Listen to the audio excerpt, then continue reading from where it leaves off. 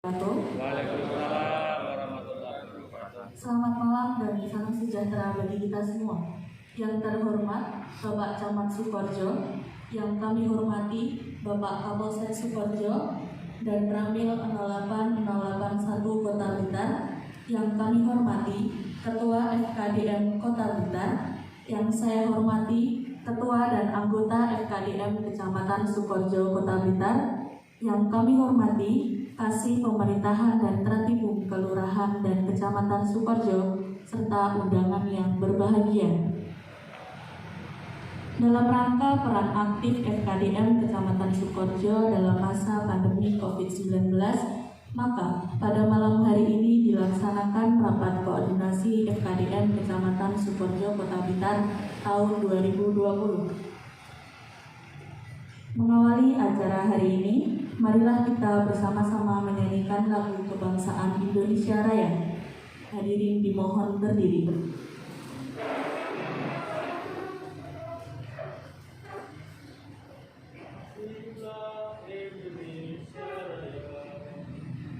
Indonesia tanah airku, tanah tumpah darahku.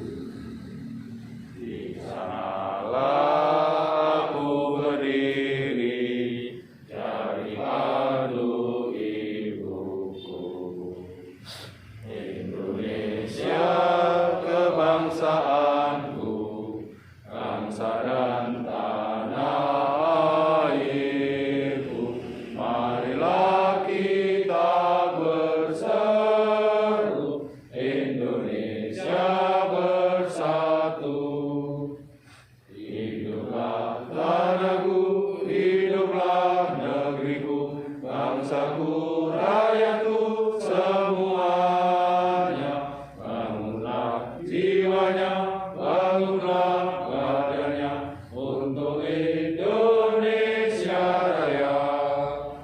Indonesia Raya, merdeka, merdeka, tanahku, negeriku yang ku cinta. Indonesia Raya, merdeka, merdeka, hiduplah Indonesia Raya. Indonesia Raya, merdeka, merdeka, tanahku, negeriku yang ku cinta. Indonesia Raya, merdeka, merdeka, hiduplah Indonesia Raya. Hadirin dimohon duduk kembali.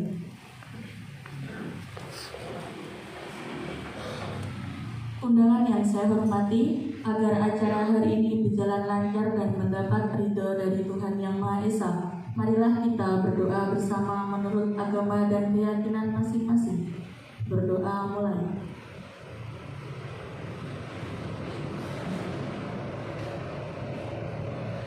Berdoa selesai. Selanjutnya mari kita ikuti sambutan Bapak Camat Sukoharjo Kota Blitar sekaligus memimpin rapat koordinasi.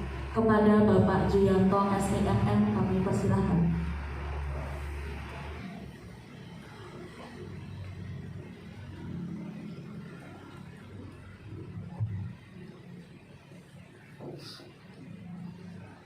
Assalamualaikum warahmatullahi wabarakatuh. Waalaikumsalam warahmatullahi wabarakatuh. Selamat malam dan salam sejahtera untuk kita semua. Yang saya hormati Bapak Kapolsek Sukoharjo, Pak dan Ramil. Yang saya hormati Ketua FKDM Kota Blitar. Yang saya hormati Ketua FKDM Kecamatan Sukoharjo beserta anggota, Kasih Tertib Kecamatan serta Kelurahan, Bapak Ibu yang berbahagia. Alhamdulillah malam hari ini kita masih diberi berkah rahmat dan juga sehat, sehingga dapat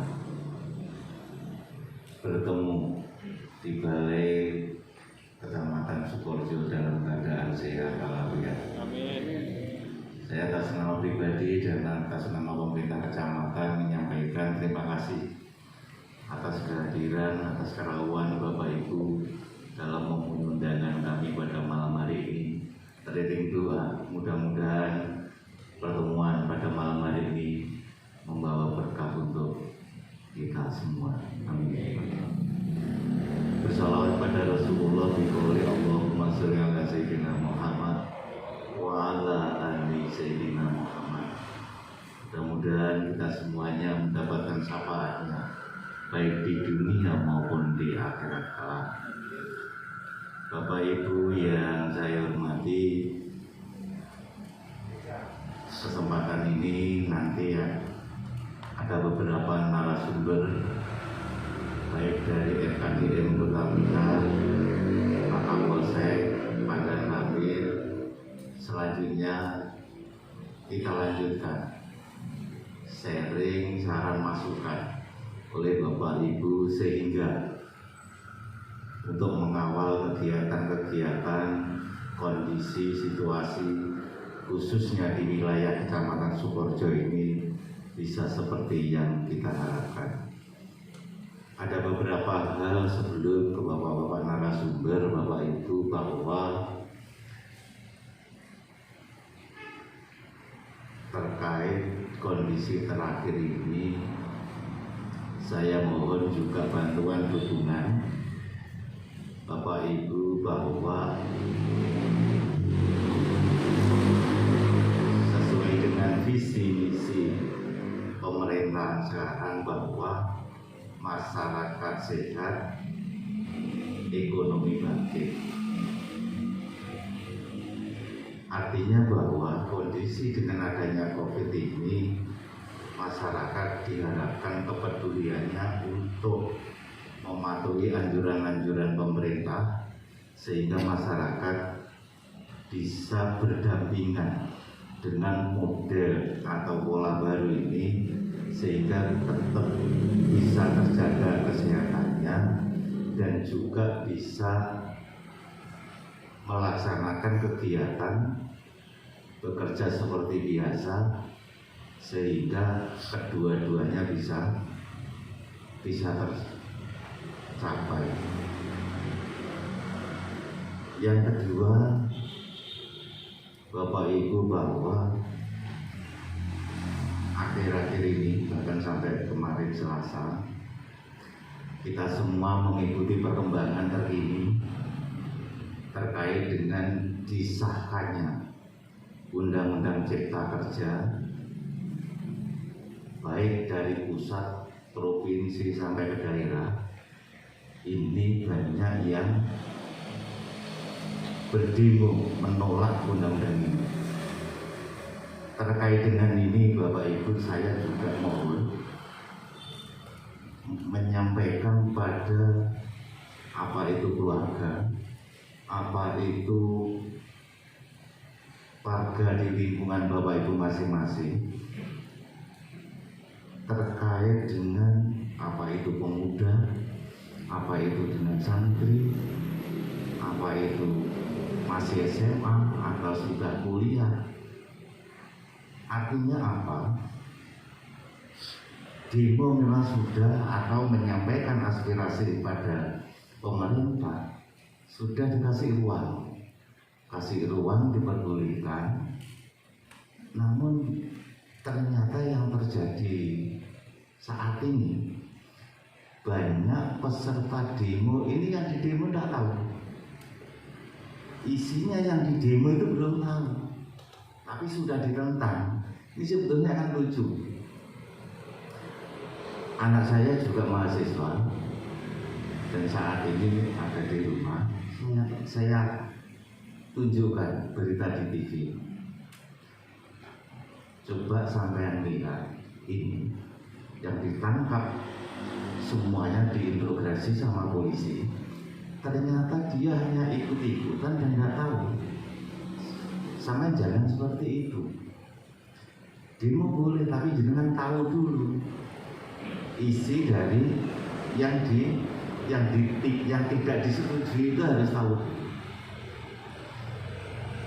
Terkait dengan itu Bapak Ibu mengacu Undang-Undang Cipta Kerja ini ini sebetulnya menurut atau berdasarkan yang disampaikan Presiden ada 11 hal, termasuk juga diperkuat oleh Menteri Pertahanan, yang mana kalau undang-undang ini nanti sudah dijalankan, ini sebetulnya Indonesia itu akan lari, tidak jalan. Sehingga yang disampaikan Presiden tatkala baik mulai pidato 17 Agustus itu, memang Presiden ingin membawa Indonesia itu lari, tidak jalan biasa. Semua dibuka, semua dipermudah. Bahkan salah satu contoh saja, untuk koperasi kemarin harus 20 minimal, 20 orang. Tapi sekarang hanya 9 orang sudah bisa membentuk koperasi. Begitu juga perlindungan terhadap UMKM dan lain sebagainya. Inilah Bapak Ibu, saya mohon bantuannya untuk menciptakan situasi khususnya di Blitar, lebih khusus lagi di wilayah Kecamatan Sukoharjo, kondusif dan lebih aman lagi. Dan jangan sampai warga, keluarga Bapak Ibu di wilayah Bapak Ibu masing-masing ada yang seperti yang saya sampaikan tadi, ikut-ikutan tapi setelah ada masalah ditanya nggak tahu, ini iman-iman. Yang ketiga Bapak Ibu, bahwa semakin dekat pelaksanaan pemilu kada. Saat ini sudah tahapan sudah dilalui, dan bahkan di wilayah mungkin di dekat atau di lingkungan Bapak Ibu sudah ada kegiatan, yaitu namanya kampanye.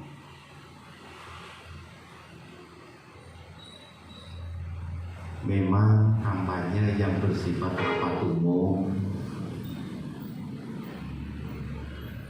tidak diperbolehkan, namun pertemuan apa itu di rumah warga seizin dengan yang punya rumah dan memperoleh izin dari gugus Covid kota, ini memang diperbolehkan dan tidak lebih dari 50 orang.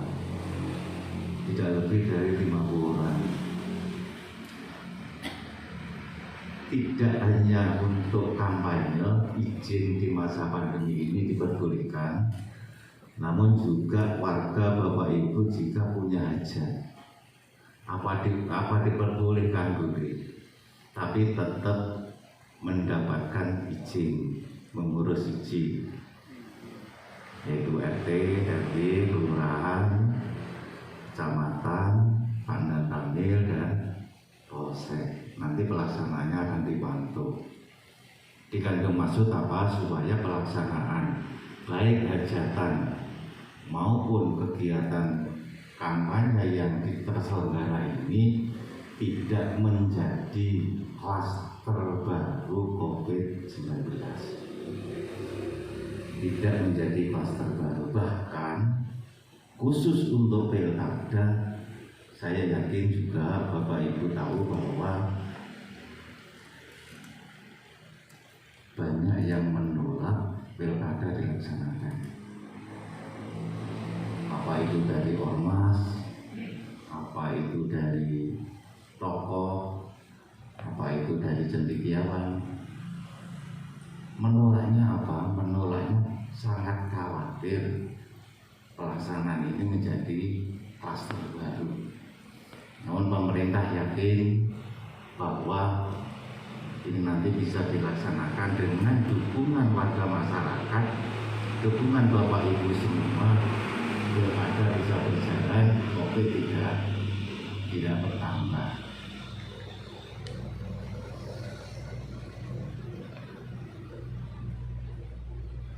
terakhir Bapak Ibu bahwa juga tidak kalah pentingnya dengan kegiatan warga Bapak Ibu dalam pemulihan ekonomi di masing-masing kelurahan. Ada kegiatan-kegiatan mungkin itu padat karya yang melibatkan tenaga warga masyarakat dengan dikoordinir oleh Pokmas di masing-masing kelurahan. Namun memang masyarakat kita itu ada bedanya, disadari atau tidak, diakui atau tidak, memang masyarakat Kota Blitar dengan tetangga kita itu beda. Bedanya di mana? Bedanya masyarakat kita ini diakui atau tidak, misalkan tidak punya pekerjaan, ada pekerjaan, namun benernya atau upah satu hari ini tidak sesuai dengan yang diharapkan, ini lebih baik nganggur daripada bekerja. Beda dengan samping kita. Sana lebih baik bekerja walaupun upahnya masih belum sesuai dengan harapan. Mengapa ini saya sampaikan? Ini PR kita bersama juga. Apa dasar saya menyampaikan itu? Saya pernah Bapak mengadakan suatu pelatihan pembuatan hanger dari ini kan udah dari kawat itu. Saya latih selama 1 minggu.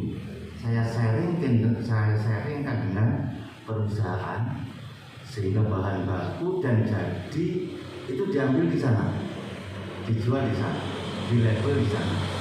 Sini menerima bahan, mengerjakan sehingga mendapatkan ongkos kerja saja. Tapi tatkala upahnya ini jauh dari harapan, tapi di daerah lain itu bisa jalan. Nah inilah Bapak Ibu suatu PR dan suatu hal yang perlu diwaspadai oleh Bapak Ibu, warga Bapak Ibu terkait dengan usaha UMKM, sehingga usaha Bapak Ibu bisa jalan, usaha Bapak Ibu itu bisa jalan namun tidak rugi. Karena ada fenomena yang seperti ini. Mungkin sementara itu Bapak Ibu kita selanjutnya mari kita ikuti materi yang disampaikan oleh Bapak narasumber. Namun sebelum itu mungkin kita sepakati dulu ya. Sekarang jam 8.25.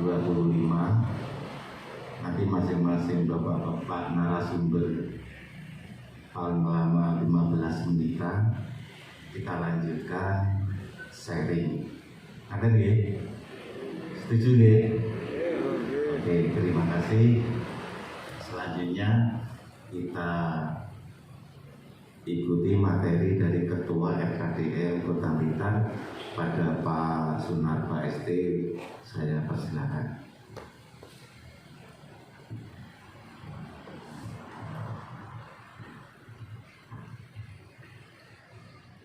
Terima kasih, matur nuwun Pak. Assalamualaikum warahmatullahi wabarakatuh. Bismillahirrahmanirrahim. Alhamdulillahirabbil alamin wassalatu wassalamu ala sayyidina Muhammadin wa ala alihi washabihi ajmain. Amma ba'du. Yang kami hormati Bapak Camat Kecamatan Sukorejo, yang kami hormati Bapak Kapolsekta Kecamatan Sukorejo serta Bapak dan Ramil Kecamatan Sukorejo serta rekan-rekan Ketua FKDM beserta jajaran anggota Kecamatan Sukorejo serta Kasih Tabib Kecamatan Sukorejo dan Kasih Tabib Kelurahan Kecamatan Sukorejo serta Bapak Ibu yang hadir pada pertemuan malam hari ini. Pertama-tama marilah kita senantiasa memanjatkan rasa syukur kepada Allah Subhanahu wa taala atas segala limpah rahmat dan nikmat-Nya yang diberikan kepada kita semua, sehingga sampai saat ini kita semua masih diberi kekuatan, kesehatan, sehingga Bapak Ibu semua bisa hadir dalam rangka kegiatan koordinasi FKDM Kecamatan Sukorejo yang diselenggarakan oleh Bapak Camat Kecamatan Kecamatan Sukorejo. Kedua kalinya, salawat salam semoga tetap tercurahkan pada junjungan kita Nabi Muhammad SAW yang senantiasa kita harapkan sahabatnya sampai yaumul kiamat. Amin ya rabbal alamin. Bapak Ibu hadirin sekalian yang kami hormati, seperti yang sudah kita dengar dan kita rasakan, jadi kata pertama kali yang saya pakai dalam kesempatan ini adalah ya ini Indonesia. Indonesia sekarang ya seperti ini, new normal Indonesia. Kata-kata ini memang kita harus segera menyesuaikan. Jadi dengan new normal Indonesia, Indonesia yang baru, revolusi industri 4.0, masyarakat mea, ya inilah yang akan terjadi di Indonesia ya seperti ini. Jadi ini kehidupan baru seperti yang disampaikan oleh Bapak Presiden juga. Jadi Indonesia unggul ya, Indonesia maju, SDM unggul. Dengan adanya corona, kalau bisa dikatakan musibah juga musibah. Kalau kita merenungkan dan menghayati bisa dikatakan berkah juga berkah, tergantung mindset yang ada di dalam pikiran kita masing-masing.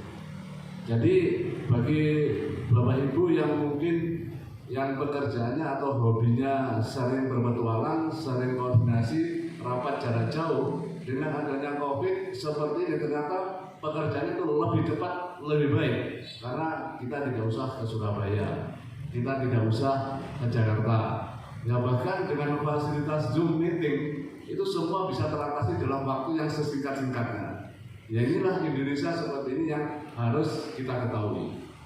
Nah, dalam kesempatan ini sesuai dengan tupoksi kami, yaitu forum FKDM, yaitu deteksi dini dan cegah dini. Jadi saya berharap kepada kawan-kawan FKDM yang ada di Kecamatan Sukorejo ya bisa memakai telinga dan segala sesuatu indera yang dimiliki ya. Kalau misalkan punya indera keenam ya alhamdulillah ya. Jadi sehingga kita bisa merasakan apa yang dirasakan oleh masyarakat di sekitar kita. Jadi inilah fungsinya dari teman-teman FKDM yang ada di Kota Blitar. Jadi sebagai penyalur, penyambung kejadian-kejadian real yang ada di masyarakat untuk disampaikan ke jajaran pihak-pihak yang berwajib dalam rangka untuk menelaah segala sesuatu kemungkinan yang terjadi di masyarakat menjadi sebuah keputusan. Oke, Bapak Ibu, pada kesempatan hari ini ya, pada malam hari ini saya ingin menyampaikan 5 huruf saja, tidak usah banyak-banyak ya. Saya ingin menyampaikan 5K. Kalau 5K pada waktu kita SD dulu mesti hafal semua ya. Nah ini kan pelajaran, kita mengingat pelajaran pada waktu kita SD. Jadi saya ingin menyampaikan 5 huruf K saja. Tapi pada kesempatan malam hari ini saya tidak ingin menjelaskan seperti pada pelajaran SD dulu. Jadi K yang pertama yaitu saya ingin menyampaikan segala sesuatu yang berkaitan dengan keamanan. Jadi apapun yang terjadi, rasa aman itu yang terpenting dalam kehidupan. Jadi kalau kita aman, segala sesuatunya nanti insya Allah akan bisa berjalan dengan baik. Nah, seperti memang apalagi kita era sekarang dalam waktu tidak lama lagi kita akan mengikuti pilkada. Seperti juga dari Pak Kapolri juga menyampaikan maklumatnya. Itu maklumat Kapolri berkaitan dengan melanjutkan tentang protokol kesehatan, ya, melanjutkan protokol kesehatan dalam menjalankan pilkada tahun 2020. Nah ini maklumatnya Pak Kapolri, ini nanti Pak Kapolsek yang akan menjelaskan itu maklumat nomor 3 yaitu garing 9/2020. Ini berkaitan dengan masalah melanjutkan protokol kesehatan melaksanakan pilkada tahun 2020. Jadi yang jelas dalam kondisi seperti ini memang kita bicara untuk keamanan ini kita yaitu dikaitkan dengan masalah wabah atau masalah corona yang terjadi di seluruh penjuru dunia. Jadi ini dikatakan ada atau tidak ada, yang jelas ada. Jadi virus itu tetap ada. Cuma kita semua berdoa semoga virus corona itu dijauhkan dari kehidupan kita, keluarga kita, saudara kita, dan masyarakat kita. Harapannya seperti itu.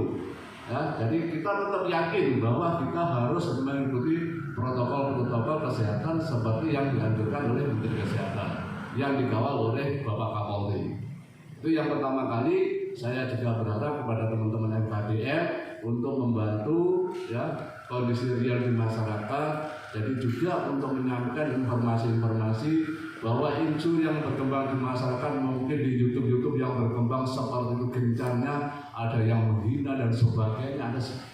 Yang jelas kita tidak usah terlalu mengikuti yang ada di YouTube ya. Cuma kita harus bisa menyaring saja yang selayak perlu disampaikan, ya harus kita sampaikan. Kalau itu konsumsinya untuk membuat provokasi, ya tidak perlu disampaikan. Jadi saya berharap kepada Bapak Ibu yang hadir, yang jelas kita harus lebih dewasa, lebih bijak dalam menyikapi informasi-informasi yang ada di media sosial. Ya, jadi termasuk bukan isu lagi, tapi kenyataan, misalkan video-video yang begitu beredar tentang Jakarta beberapa hari yang lalu kan mengerikan.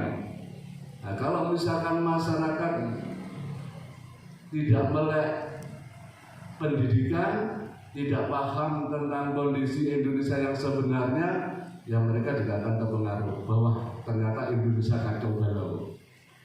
Nah, padahal berita itu juga menyebar di medsos yang luar biasa. Jadi saya tetap berharap kepada teman-teman masalah keamanan ini menjadi prioritas dalam kehidupan. Jadi sekali lagi mari kita menciptakan benar-benar keamanan yang kondusif di wilayah kita masing-masing. Kemudian yang kedua yaitu masalah kesehatan. Jadi yang jelas masalah kesehatan, protokol kesehatan tetap harus kita lakukan seperti yang sudah terpampang di mana-mana, yaitu protokol dari Menteri Kesehatan. Dari kita harus menyediakan hand sanitizer, kemudian kita pakai masker, ya, kemudian istilahnya kita harus cuci tangan. Yaitu memang kondisi Indonesia yang baru ya seperti ini. Jadi suka atau tidak suka, mau atau tidak mau, ya ini Indonesia. Barang siapa yang bisa mengikuti revolusi, ini sebenarnya juga revolusi. Jadi revolusi kehidupan di Indonesia. Jadi memang sebelum ada corona sudah disampaikan yaitu oleh Bapak Presiden juga, itu revolusi yaitu industri 4.0. Ya, ternyata revolusinya yang paling gencar adalah di bidang kesehatan. Yang sangat benar-benar kita rasakan bukan masalah industrinya, tapi revolusi yang bergerak begitu fantastis adalah revolusi di bidang kesehatan. Jadi sampai masyarakat yang paling bawah harus pakai masker. Ini kan suatu tatanan kehidupan yang luar biasa. Dan kenyataannya juga memang harus seperti itu. Inilah kesehatan yang harus kita juga bisa menyampaikan kepada masyarakat di sekitar wilayah kita. Kemudian yang ketiga, yaitu yang ketiga adalah kependidikan atau pengetahuan. Saya berharap kawan-kawan FKDM juga bisa mewakili masyarakat yang ada di kelurahannya masing-masing, ada di kecamatan, ya. Bapak Ibu anggota FKDM terpilih ya minimal juga terpandang di wilayahnya, secara tidak langsung, secara pendidikan mungkin juga lebih baik, sehingga kami harapkan juga bisa menelaah segala informasi yang berkembang di masyarakat, informasi yang berkembang di media sosial, sehingga kawan-kawan FKDM tidak sekedar ada berita di media sosial kemudian ikut ya bubiuki, maksud saya seperti itu. Secara otomatis kawan-kawan teman-teman FKDM saya berharap juga bisa menelaah mana informasi itu yang benar-benar akhirnya membawa sebuah bencana di masyarakat sekitar kita atau sebuah informasi yang membawa kemaslahatan. Dan ini benar-benar harus bisa ditelaah, karena suka atau tidak suka, mau atau tidak mau, harus informasi bebas, tidak bisa dibendung. Jadi berita apapun dalam waktu secepat-cepatnya, kejadian di mana saja bisa kita ketahui, bisa kita dengar dalam waktu yang sesingkat-singkatnya. Inilah kondisi Indonesia yang seperti ini. Dari internet yang begitu luas sampai jaringan masyarakat yang paling bawah juga bisa mengakses. Ya, mudah-mudahan fasilitas internet, ya, fasilitas telekomunikasi yang dimiliki oleh pemerintah Indonesia bisa digunakan dalam rangka untuk meningkatkan kesejahteraan. Tidak hanya untuk membuat provokasi saja. Ya, intinya seperti itu berkaitan di bidang kependidikan. Jadi saya berharap masalah pendidikan ini, kalau Bapak Ibu sendiri juga memahami begitu mengeluhnya para ibu-ibu, di samping putra-putrinya sudah tidak bisa mengikuti pendidikan secara normal tatap muka di sekolahan, ya, mereka kemudian sama Bapak Ibu guru yang selalu diberi beban tugas yang begitu berat, begitu banyak, ya, akhirnya para ibu-ibu ini banyak mengeluhnya. Mereka dalam kondisi yang seperti ini sudah perekonomian yang tidak menentu, kemudian ditambah PR yang semakin banyak lagi. Ya, kondisi seperti ini, nah inilah kami berharap istilahnya masalah kependidikan dan masalah pengetahuan ini, kami berharap sebenarnya fasilitas pendidikan yang diberikan oleh pemerintah itu juga luar biasa. Jadi memang ya ini Indonesia yang baru lahirnya seperti ini. Jadi proses pendidikan tidak harus tatap muka. Proses pendidikan, kalau bahasanya orang Jawa dulu, untuk dapat ilmu tidak harus ketemu guru. Nah, mungkin yang ngajari langsung Nabi Wafidir, ya. Jadi langsung telepatinya luar biasa. Jadi ibaratnya seperti itu. Jadi untuk kita bisa belajar, memang kita tidak perlu guru secara face to face di era sekarang. Jadi petunjuk-petunjuk apapun berkaitan dengan tatanan kehidupan pendidikan itu di media sosial sudah terfasilitasi. Nah, cuma permasalahannya kita harus juga jeli-jeli dalam mengikuti proses pendidikan. Nah, kami berharap panjenengan semua juga bisa memberikan informasi bahwa fasilitas pendidikan, beasiswa yang diberikan oleh pemerintah, kartu prakerja, kemudian pelatihan-pelatihan gratis dan sebagainya dari kementerian, direktorat vokasi, itu sudah di mana-mana saja ada. Makanya saya berharap kawan-kawan FKDN juga bisa menerima informasi seperti itu dan bisa menyampaikan atau menyalurkan kepada masyarakat yang ingin meningkatkan keterampilan atau keahliannya. Jadi misalkan di UNU itu untuk beasiswa bidik misi sekolah, gitu, dapat bayaran lagi. Nah, siapa bilang kondisi seperti ini pendidikan itu mahal? Ya ada dalam jurusan-jurusan tertentu pendidikan itu mahal, tapi ada dalam jurusan tertentu pendidikan itu kita dibayar. Ternyata juga banyak, termasuk sebenarnya itu harus dipenuhi. Masyarakat Kota Blitar itu sebenarnya harus banyak yang masuk kalau misalkan ingin mendapatkan fasilitas pendidikan gratis dan bahkan dapat beasiswa. Nah, karena juga kadang-kadang informasi itu tidak sampai ke masyarakat, sehingga masyarakat tidak tahu ternyata di UNU itu aja yang masuk malah kebanyakan itu orang luar Kota Blitar. Nah, inilah yang harus kita ketahui. Kemudian yang keempat yaitu berkaitan dengan masalah keagamaan. Jadi masalah keagamaan ini menjadi sebuah tatanan kehidupan yang menjadi unsur utama dalam kehidupan supaya kita tetap damai, sejahtera, ya, termasuk Bapak Ibu semua protokol kesehatan di masjid, tempat ibadah dan sebagainya, istilahnya sudah disampaikan dari dulu, ya istilahnya kita lalui, ya ibaratnya jangan sekali-kali kita tidak menjalankan protokol kesehatan. Sekali lagi saya juga pesan kepada panjenengan semua, masalah keagamaan ini menjadi fondasi yang paling utama dalam menghadapi corona. Jadi corona biarkan ada di mana-mana. Memang corona ini adalah virus. Virus itu bisa menyebar di seluruh dunia. Donald Trump aja kena virus corona juga. Jadi nggak melihat dia statusnya apa. Jadi kalau kita pikir kenapa gelandangan itu juga nggak kena corona? Ya siapa yang mau ngetes gelandangan? Karena nggak dites ya. Seandainya dites mungkin juga kena. Jadi asumsi bahwa kita disuruh menjaga kesehatan, ya, kita harus menjalankan protokol kesehatan, cuci tangan, pakai masker, kemudian kita menebas dengan semua alibi, orang gelandangan aja nggak kena corona. Ibaratnya kan kadang-kadang kita dialibikan seperti itu. Nah, yang jelas supaya kita tidak terhindar dari corona, tetap kita senantiasa berdoa, berikhtiar, nah, doa sesuai dengan keyakinan dan agama kita masing-masing.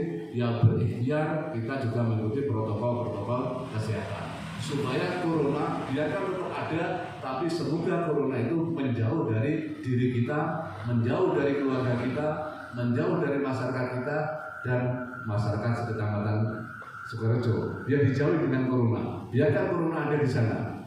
Yang jelas itu virus pasti tetap ada. Tetapi pemerintah sendiri juga akan selalu melawan berkaitan dengan masalah untuk membasmi bagaimana corona itu bisa tuntas di bumi pertiwi ini.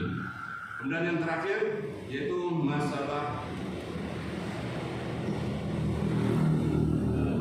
yang terakhir berkaitan dengan masalah kehidupan. Nah, jadi setelah kita bicara keagamaan, kita bicara kehidupan. Bahwa kehidupan yang kita lalui suka ada yang menangis, Pak Camat, masyarakat kita banyak. Terus terang aja, ya. Jadi masyarakat kita ada yang ketawa, juga ada Pak Camat. Yang menangis juga banyak, ya. Jadi untuk itu berkaitan dengan masalah kehidupan ini, kita jangan sampai ada sebuah gap atau perbedaan yang terlalu mencolok supaya kejahatan-kejahatan itu tidak akan terjadi. Jadi saya juga sangat berharap kepada Bapak Camat berkaitan dengan program-program yang ada di Kecamatan Sukorejo ini, itu memang seperti yang dianjurkan oleh Pak Jokowi, silahkan segera dikeluarkan APBN yang ada di program pembangunannya masing-masing. Karena yang punya uang saat ini adalah negara. Negara yang punya uang dalam percepatan perekonomian kehidupan ini yang bisa mengatasi adalah negara.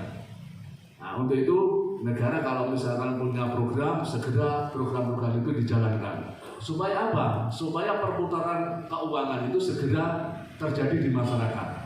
Kalau sampai program-program pemerintah tidak dijalankan, karena punya uang itu negara. Jadi kalau program pemerintah tidak segera dijalankan, maka perputaran keuangan di masyarakat itu semakin berkurang, maka semakin mengeluh. Jadi untuk makan aja sulit. Nah, sekali lagi ya memang kita harus bahu membahu, ya, saling melengkapi, ya, antaranya program-programnya yang ada di kecamatan, kemudian Bapak Ibu KDM dan semua masyarakat yang ada di Kecamatan Sukorejo bisa memahami kondisi real yang seperti ini.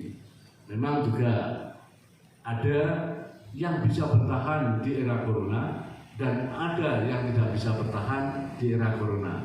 Nah, itu juga tergantung cara kita menyikapi dalam menerima wabah ini. Sekali lagi kita berdoa juga bersama-sama, semoga di era corona ini kita bisa menyesuaikan. Jangan diratapi terus.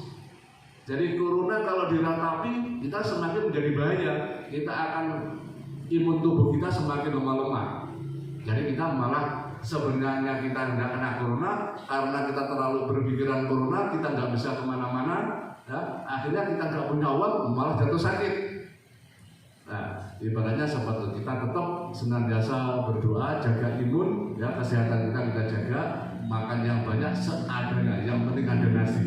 Ibaratnya seperti itu, ada nasi, makan yang banyak supaya kesehatan kita tetap terjaga dan kita bisa bekerja seadanya. Jangan mau milah-milah pekerjaan. Memang kondisinya dalam tataran Indonesia baru, kalau kita nggak cerdas, kita tidak bisa mampu menyesuaikan diri, kita tidak punya keahlian, kita tidak punya skill, ya mungkin kita bisa tergilas. Ini juga namanya revolusi industri 4.0 yang telah lahir di Indonesia. Jadi sekali lagi Bapak Ibu semua, dari 5 tadi yang kami sampaikan, mudah-mudahan bisa menjadi motivasi kita dalam kita hidup bertatanan, bermasyarakat, ya, berpemerintah dan bernegara. Mudah-mudahan negara kita, Republik Indonesia yang kita cintai ini senantiasa bisa dijauhkan dari wabah Mungkin itu yang bisa kami sampaikan, kurang lebihnya saya mohon maaf. Akhirul kalam, ihdinas siratal mustaqim. Wassalamualaikum warahmatullahi wabarakatuh.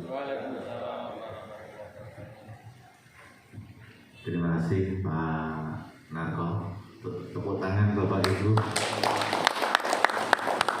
Terima kasih, karena tepuk tangan itu tanda bahwa siapa yang tepuk tangan saya yakin beliaunya sehat. Iya. Terima kasih Pak Narko. Indonesia baru dengan kesehatan pulih, ekonomi bangkit. Mudah-mudahan hal ini nanti bisa terwujud di negara kita. Kita lanjutkan pada Pak Kapolsek. Monggo Pak Kapolsek, saya persilakan 15 menit.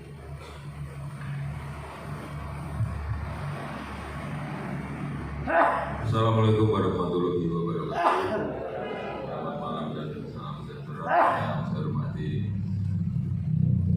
rekan mitra saya, Ibu Spika, Pak Camat, Pak Danramil, saya hormati Ketua FKDM Kota Blitar, yang saya hormati pula Ketua FKDM Kecamatan beserta jajaran tingkat kelurahan, ada Pak Dwi, Pak Bincang,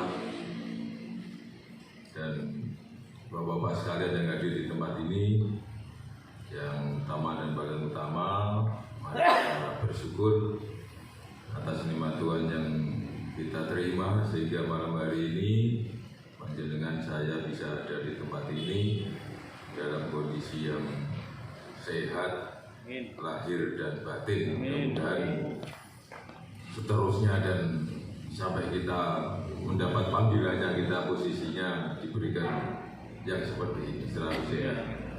Walaupun kantongnya tidak sehat, tidak apa-apa, yang penting badannya sehat. Saya mendengar tadi yang disampaikan Pak Ketua KDM, memang ekonomi sedang begini, ya kita ikuti. Bapak-bapak sekalian, karena yang hadir di depan saya ini adalah bapak-bapak yang sebetulnya melaksanakan tugas yang sangat mulia, sangat berat, karena forum komunikasi deteksi masyarakat ini, peran bapak-bapak ini sebetulnya sama dengan dokter, cuma dokter yang dideteksi adalah pasien, loropo dan sebagainya. Kalau bapak-bapak ini yang dideteksi adalah peristiwa, gejala, ancaman yang ada di lingkungan bapak-bapak semua, sehingga dengan mendeteksi itu akhirnya bisa memberikan kontribusi kepada instansi terkait. Dalam hal ini mungkin Pak Lurah, Pak Camat, dengan adanya informasi, rekomendasi dari bapak sekalian ini, sehingga bisa memberikan ibarat orang sakit obatnya dengan tepat. Forum komunikasi deteksi masyarakat ini di tiap kota kabupaten itu pasti ada, biasanya dilakukan melalui keputusan bupati atau wali kota, di mana perannya sebetulnya, kalau di samping saya ini pakarnya deteksi, Pak samping kanan saya ini Pak Danramil Kota ini mantan Pasinter. Jadi peran bapak-bapak ini sebetulnya sama dengan perannya Pak Danramil. Intel itu adalah mengumpulkan informasi, fakta, data, potensi ancaman dan diberikan kepada instansi terkait. Kalau Pak Danramil diberikan kepada Pak Dandim, demikian pula di kepolisian ada satuan Intelkam. Itu sebetulnya peran bapak-bapak ini di seputaran itu, deteksi, dan itu membutuhkan keikhlasan yang sangat tinggi. Kenapa keikhlasan sangat tinggi? Karena bapak-bapak bekerja pada tingkat proses, mencari informasi, memberikan rekomendasi, itu pada tingkat proses. Tapi yang menikmati, yang dapat nama baik setelah adanya informasi, rekomendasi dari bapak sekalian ini, yang dapat nama baik orang lain, maksudnya di luar panjenengan. Makanya saya bilang yang di depan saya ini adalah orang-orang yang mulia pekerjaannya. Karena dengan melihat gejala, peristiwa, ancaman, potensi, gangguan, ini dengan sesegera mungkin bisa segera diterima oleh user, dalam hal ini mungkin Pak Camat atau Pak Lurah, sehingga Pak Camat bisa mengambil langkah dengan cepat, adanya masukan dari panjenengan, adanya saran dari panjenengan, sehingga potensi ancaman kalau toh itu ada bisa segera ditiadakan. Jadi sekali lagi mohon semangatnya, karena ibaratnya kalau saya ibaratkan bekerja pada tingkat proses itu tidak kelihatan, orang lain tidak akan peduli. Sama dengan orang yang membuat bakso, prosesnya membuat bakso orang nggak mau tahu iya caranya. Yang penting begitu dipangan bakso ini enak, dilepeh bakso enak. Padahal sing ngewahi bumbune, sing ngulek, sing naker apa ukurannya itu bekerja pada tingkat proses. Jadi sekali lagi ini dibutuhkan keuletan, kegigihan, dan keikhlasan yang super tinggi demi keamanan tadi, keamanan di lingkungan Bapak Ibu sekalian. Sebetulnya tugas FKDM ini kalau saya simpulkan hanya ada 4 tugas saja. Yang pertama adalah tahu dini. Jadi bapak-bapak sekalian ini harus ada rasa keingintahuan yang tinggi, lebih awal pengen tahunya daripada yang bukan FKDM. Maksud kami yang bukan dipercaya sebagai pengemban bisnis KDM, tentunya dorongan untuk tahu lebih awal ini harus lebih tinggi. Berarti wis seru dhisik. Kasarannya kalau gambar wayang itu ya bapak-bapak ini gambar wayangnya Kresna itulah. Jadi bisa tahu lebih awal. Kemudian tahu dari awal ini, tahu dini, kemudian juga harus menginformasikan secara dini. Informasi dini setelah tahu ini bisa dengan alat panca indera melihat. Kemudian informasi dini ini bisa kita dapatkan melalui penglihatan, juga melalui pendengaran. Jadi KDM ini lebih kepada harus membuka mata dan telinga yang selebar-lebarnya, sehingga bisa mendapati sesuatu yang orang lain belum tahu, panjenengan sudah tahu duluan. Jadi mulai dari tahu dini, informasi dini, kemudian ini yang sangat penting, lapor dini. Harus dilaporkan yang panjenengan temukan itu. Jangan sampai jenengan menemukan, setelah menemukan informasi, tahu dini, terus meneng gak dilapor nih, itu tidak ada manfaatnya. Kenapa tidak ada manfaatnya? Karena tidak bisa diolah, tidak bisa ditindaklanjuti. Jadi begitu tahu dini, mendapatkan informasi dini, harus sesegera mungkin lapor dini dengan cepat. Apalagi sekarang sarananya sudah ada, kita ada HP seperti ini, bisa dengan cepat. Saya yakin bahwa Bapak Ibu sekalian yakin sudah punya nomornya Pak Camat atau Ketua KDM tingkat kecamatan, tingkat kota, Pak Lurahnya. Ini harus dilaporkan dengan cepat. Kecepatan melapor ini juga berpengaruh terhadap penyelesaian nantinya. Yang paling akhir adalah cegah dini. Nah, cegah dini ini harus melalui upaya dalam arti bukan sampean secara fisik melakukan ini, tapi dengan metode komunikasi. Katakanlah kalau orang sudah kenteng-kenteng mau begini, bapak bisa ngajak omong-omongan sebentar, nanti saya sudah sampaikan ini kepada Pak Camat, pasti akan sesegera mungkin ditindaklanjuti. Itu maksud saya cegah dininya di situ. Kemudian saya ingatkan bahwa Bapak Ibu sekalian ini tidak boleh untuk melakukan tindakan sendiri atas inisiatif sendiri. Jadi Bapak ini bekerjanya, tugasnya adalah mengumpulkan bahan keterangan dan disampaikan. Masalah nanti siapa yang akan melakukan tindakan mungkin Pak Camat atau Pak Lurah nanti yang akan menentukan. Sekali lagi tidak dibenarkan panjenengan langsung mengambil langkah sendiri. Oh ini begini, timbangannya kesuwen tak kerjani di tidak. Jadi tugas Bapak sekalian ini sudah dibatasi adalah mengumpulkan, menginformasikan hal-hal potensi-potensi ancaman, potensi-potensi gangguan, bisa juga potensi bencana. Katakanlah ada saluran air yang memang tersumbat sedemikian rupa sehingga kalau ini turun hujan agak lebat ini akan berdampak banjir, berdampak ini sesegera mungkin kalau Bapak segera informasikan berikut saran rekomendasinya, pasti instansi terkait dalam hal ini Pak Camat dan jajarannya sampai ke tingkat Pak Lurah itu akan merespon juga dengan cepat, dan itu yang dibutuhkan oleh masyarakat. Kalau laporannya cepat, otomatis nanti tindakan yang akan diambil oleh instansi terkait itu pasti juga akan cepat. Apalagi kalau kami bukan Bapak-Bapak sekalian saat ini sedang masa kampanye bareng dengan masa pandemi, satu-satunya pemilu yang paling bersejarah di Indonesia ya baru 2020 ini. Pelaksanaan pesta demokrasi dibarengi dengan adanya bencana non alam berupa virus, otomatis nanti akan banyak potensi-potensi gangguan, potensi-potensi hambatan yang akan terjadi. Ini tugas-tugas menjadi tugas Bapak-Bapak sekalian untuk deteksi tadi, metani.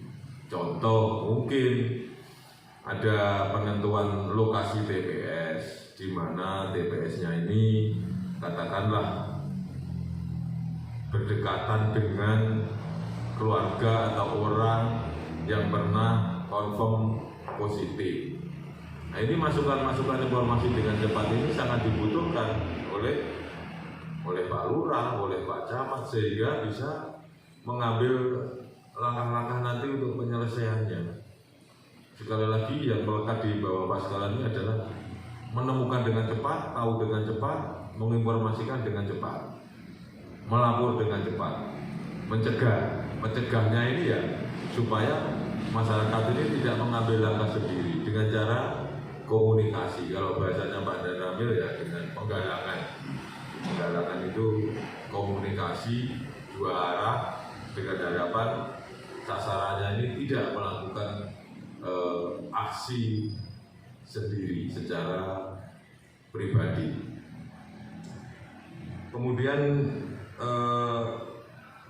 tujuan utama daripada dibentuknya FKDM ini sebetulnya lebih kepada pencegahan dan penanggulangan secara dini, secara mengawali. Kalau dicegah lebih awal itu lebih bagus, sama dengan orang sakit, daripada mengobati lebih baik kita jaga kesehatan, sama seperti itu. Jadi mencegah supaya jangan sampai terjadi. Ibarat ada potensi-potensi pernik-pernik ini mau meledos, ibaratnya piye supaya gak meledos. Nah, itu kasarannya bahasa Jawanya yang paling gampang. Ada sesuatu yang mau meledak, bapak-bapak ini lah tugasnya yang meredam. Meredam bukan berarti langsung melakukan tindakan, tidak, tapi menginformasikan dengan cepat. Menginformasikan dengan cepat ke satuan atasnya, bisa ke FKDM tingkat kecamatan, bisa menyamping mungkin ke atas juga bisa kepada Pak Lurah, dan saya yakin beliau-beliau nanti akan sangat terbantu dengan adanya FKDM ini, dan pasti merasa terbantu. Karena apa? Tidak mungkin Pak Camat ini bisa tahu setiap jengkal tanah yang ada di Kecamatan Sukorejo, atau ada potensi-potensi konflik di tempat sekitar panjenengan. Kalau panjenengan tidak menginformasikan dengan awal, tentunya ini juga akan menjadi kendala, khususnya waktu yang tujuannya adalah untuk penyelesaian. Jadi secara garis besar kami sampaikan bahwa FKDM ini bekerja pada tingkatan proses pencarian informasi. pendeteksian potensi gangguan, potensi ancaman. Ancaman itu bisa ancaman terhadap seseorang atau terhadap lingkungan. Ini mohon sesegera mungkin untuk ditindaklanjuti. Al-Fatihah ya lebih gagal lagi gawanane kucilik itu, usaha kucilik. Takut lupa, lali. Tapi sekarang ada HP bisa juga disimpan.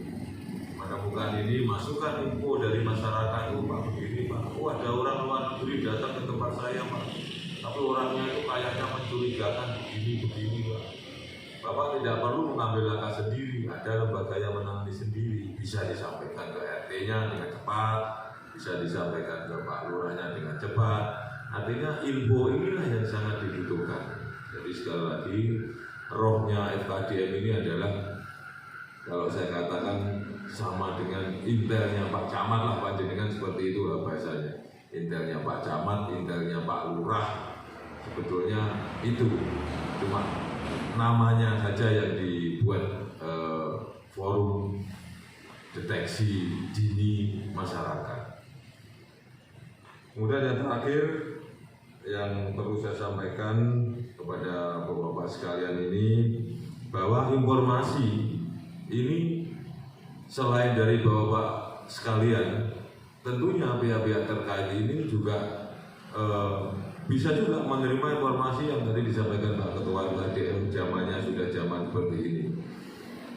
Jangan langsung dipercaya begitu saja. Kuncinya nanti yang mengklarifikasi adalah panjenengan semua. Katakanlah si A dikatakan begini, kan Pak Camat nanti, Pak FKDM kelurahan, contoh mungkin kelurahan Skorjo, Pak Iwan coba dicek bagaimana itu informasi yang di sini kok seperti ini, yang di media, di medsos ini, coba diklarifikasi kebenarannya. Artinya tugas FKDM itu saya katakan tadi di awal mulia. Kenapa? Karena bapak sekarang ini adalah mencari fakta real yang sebenarnya. Ya kalau fakta ini otomatis tidak boleh ditambahi atau dikurangi. Jadi kalau mendapati sesuatu memang ceritanya merah, laporkan juga warna memang merah kepada Pak Camat, kepada Pak Lurah. Jangan begitu ditemukan faktanya di lapangan merah, karena ada rasa ewo disampaikan ini biru, sehingga nanti Pak Camat mengambil langkahnya itu bisa berbeda dengan fakta yang di lapangan. Jadi sekali lagi KDM dibutuhkan kejujuran. Kejujuran ini dalam arti apa? Untuk mencari kebenaran yang betul-betul benar. Kalau ini bisa diwolak-walik ceritanya, dikarang dan sebagainya, diedit foto lama tambah foto baru, bisa macam-macam. Di tangan bapak-bapak sekalian inilah pembenarannya, nanti faktanya pasti Pak Camat. Coba Pak KDM, apa betul informasi yang beredar di sini di tengah-tengah masyarakat? Lebih baik lagi sebelum ini beredar, bapak sudah menginformasikan lebih dulu kepada Pak Camat, pada Pak Lurah, Pak di tempat saya ada begini. Itu pasti nanti yang akan beredar ceritanya begini, tapi yang real ceritanya seperti ini. Nah itu yang lebih FKDM yang lebih top lagi seperti itu. Jadi sebelum muncul di sini, Pak Camat sudah tahu duluan, oh nanti yang akan muncul ceritanya begini. Bapak sudah memberikan info lebih awal bahwa ini akan digoreng. Nah, yang betul itu begini Pak Camat faktanya. Tapi nanti bisa saja setelah data diterima oleh Pak Camat ini akan diolah, bisa diperkirakan, oh berarti nanti akan muncul orang yang menyangka begini, begitu dan seterusnya, sehingga Pak Camat bisa mengambil langkah dengan cepat. Itu saja Bapak sekalian yang perlu saya ingatkan, menyegarkan kembali ingatan Bapak sekalian bahwa tugas Bapak sekalian ini adalah mulia, dibutuhkan keberanian, kejujuran yang harus dilaksanakan sehingga pimpinan dalam hal ini instansi yang berwenang menerima informasi dari panjenengan ini bisa melakukan tindakan dengan tepat. Demikian kurang lebihnya, mohon maaf. Saya akhiri. Wassalamualaikum warahmatullahi wabarakatuh. Terima kasih Pak Kapolsek. Tepuk tangan untuk Pak Kapolsek.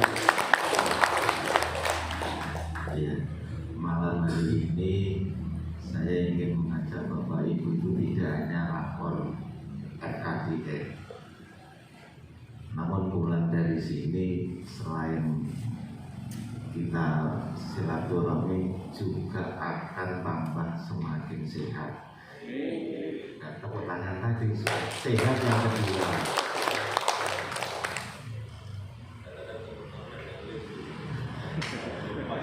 Kalau meleset itu rugi. Karena apa? Podo kangelane tapi sarafnya nggak kena. Ya, menyentuh saraf inilah yang akan menimbulkan sehat. Kalau nggak percaya bisa dicoba. Demi jenih Bapak Ibu, seperti yang disampaikan Pak Kapolsek, ternyata tugas Bapak Ibu tidak ringan. Namun dengan tidak ringan inilah Bapak Ibu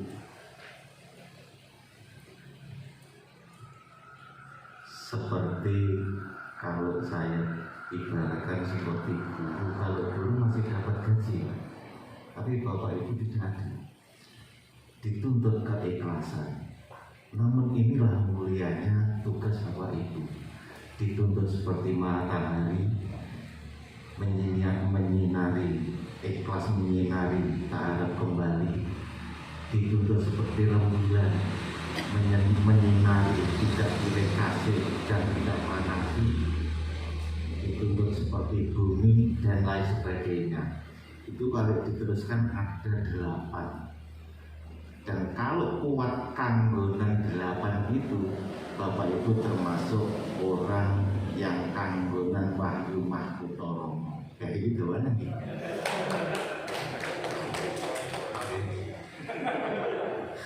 Jadi kita lanjutkan pada Pak dan Kamil, maka pada Kamil kami persilakan. Terima kasih Pak Camat.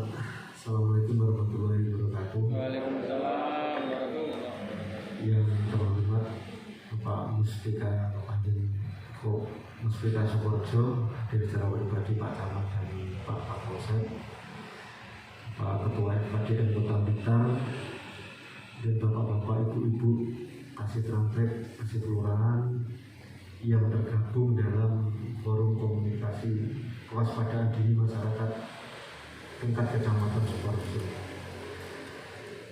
Di sini saya hanya ingin sedikit saja menambahkan, karena tadi sudah sangat lengkap disampaikan oleh narasumber sebelumnya, dari Ketua RT dari Kota Blitar dan dari Pak Kapolsek sudah sangat lengkap.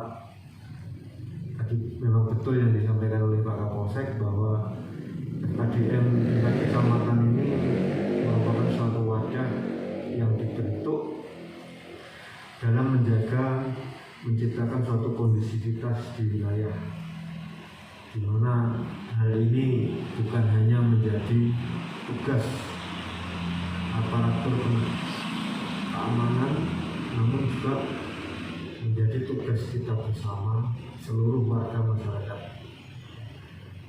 Tadi juga disampaikan Pak Kapolsek bahwa kita ini, Bapak-bapak, Ibu-ibu semuanya yang tergabung dalam FKDM ini ibaratnya adalah intelijennya Pak Camat. Kalau tadi disampaikan saya mantan Pasi Intel, saya ini baru anaknya Intel Pak.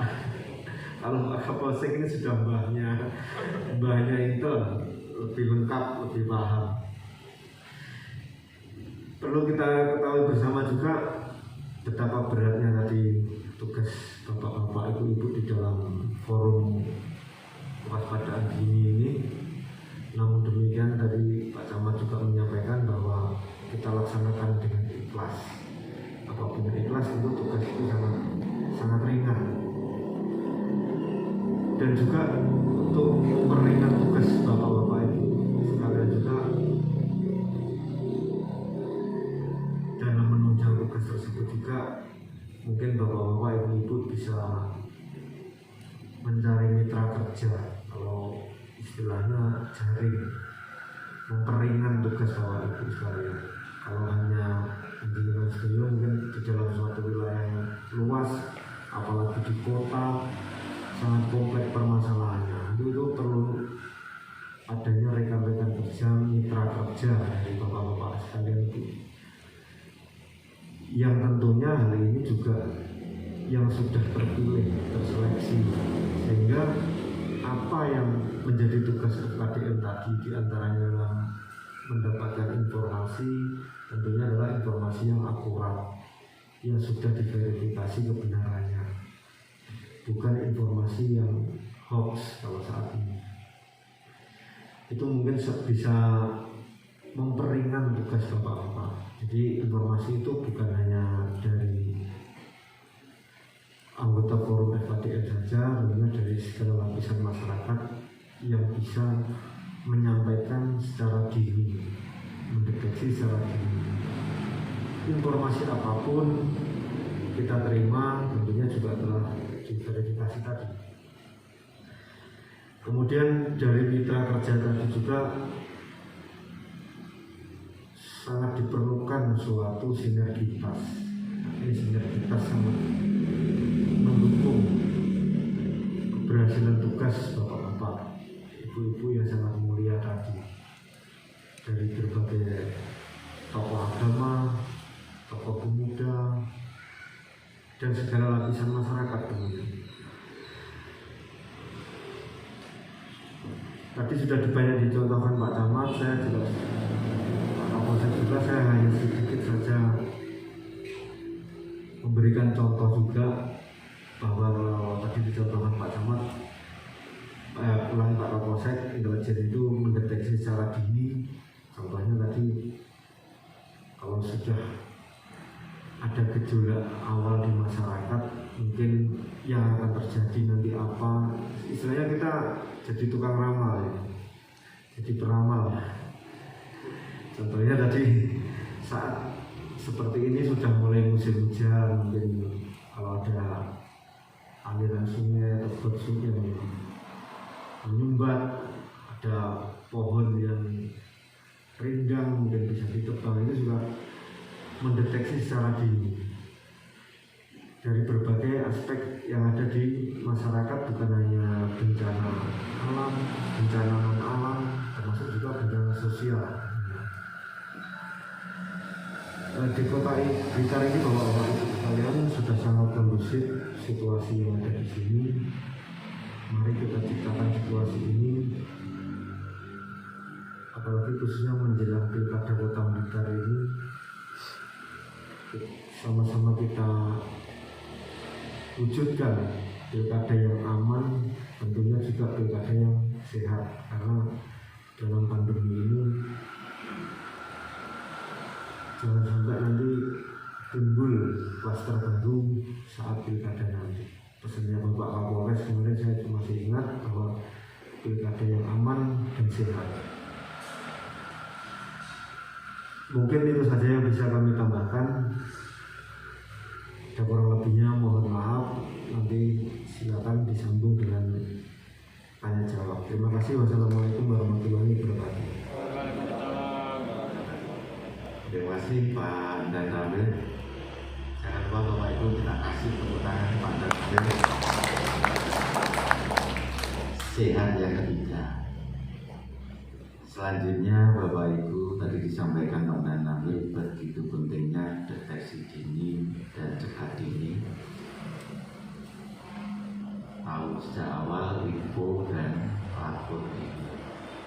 Bapak Ibu sekarang 9:04.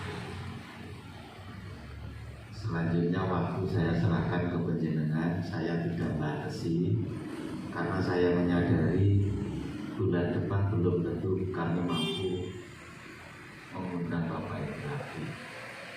Sehingga sekarang 9:04 sampai nanti jam 1 tidak apa-apa. Katanya Pak Kapolsek jauh sampai subuh tidak apa-apa. Monggo, ini ada dari selatan, barat, utara, nanti bergantian sampai sukupnya. Monggo kami persilakan, mungkin dari selatan.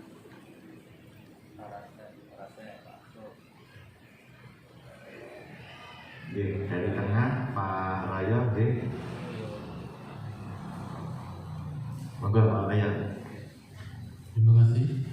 Assalamualaikum warahmatullahi wabarakatuh.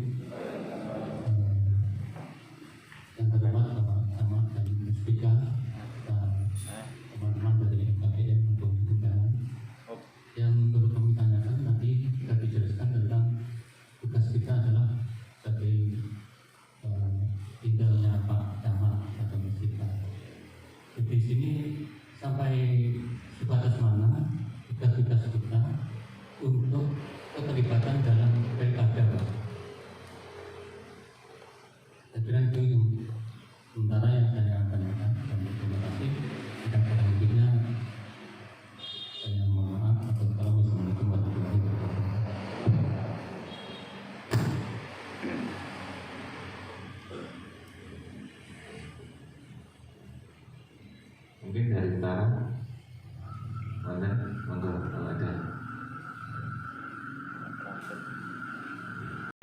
kewaspadaan dini boleh. Orang itu takut nabiku kapan aja. Kenapa saya jawab? Moga Pak Kapolsek sambil menunggu yang lain, silakan.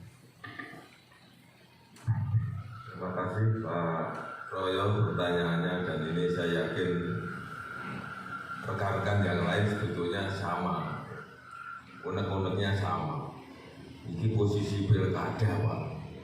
Terus kalau ada hal yang terkait dengan pilkada, saya harus bagaimana? Itu pasti dilandasi hati nurani yang paling dalam itu dari Pak Royo ini merasa tak sampai dia tenang itu wonge kaya apa wonge kuwi.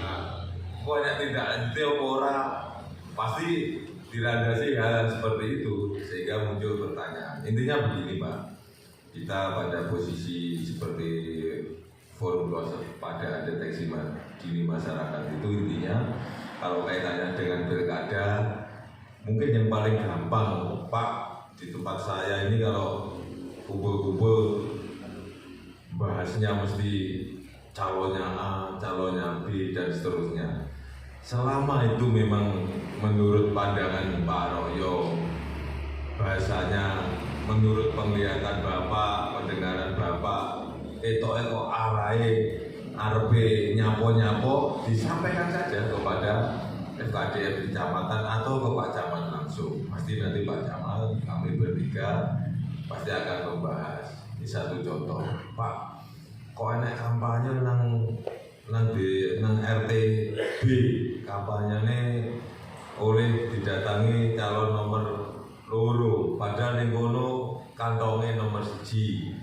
Itu juga sangat perlu diinformasikan. Mungkin Pak Camat tahu dari awal sehingga kita bisa bicarakan nanti langkah-langkahnya. Kalau memang di tempat itu berpotensi untuk terjadinya gesekan, pasti kami nanti akan menyarankan ke tingkat Polres. Paling monggo Pak Kapolsek karena ini STTP-nya strateginya di Polres, monggo dengan ambil langkah. Pasti saya nanti akan ke Polres, saya sarankan untuk dipindahkan tempatnya.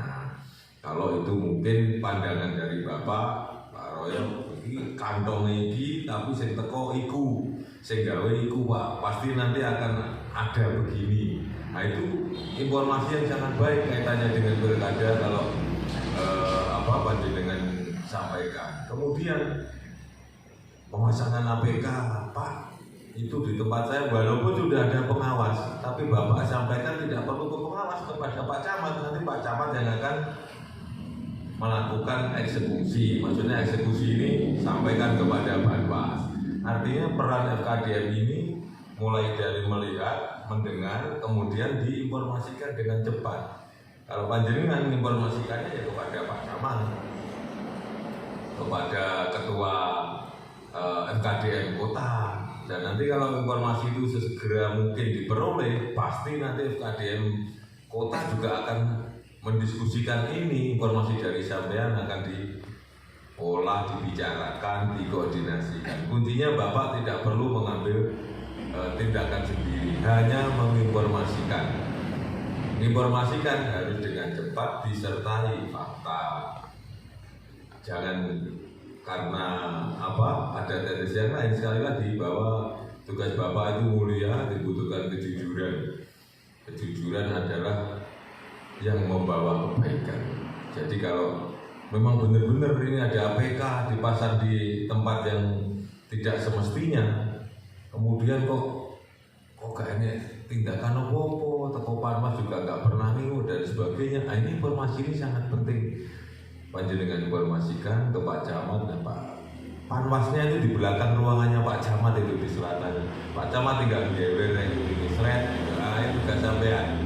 Nah, jadi Bapak tidak perlu melakukan kegiatan, tapi informasi yang Bapak sampaikan pasti akan ditindaklanjuti, yakinlah itu Pak Royo. Jadi mencakup apa saja informasi apa terkait dengan pilkada, ya tentunya kalau ini sedang happy-nya politik, saya yakin nanti lebih banyak ke kegiatan-kegiatan itu. Contoh mungkin Pak, kalau ini tempat ini kok saya mendapat informasi ini mau digunakan tempat kampanye, padahal ini tempatnya sangat sempit sekali Pak. Tidak mungkin orang bisa jaga jarak dengan lokasi yang seperti ini. Katakanlah lokasinya di dalam rumah, ruang tamunya sempit, tidak masang tenda, berarti yang di dalam kalau undangannya 50 berarti dia akan umpel-umpelan Pak. Nah, informasi ini kalau bisa sesegera mungkin diterima, pasti nanti akan ditindaklanjuti.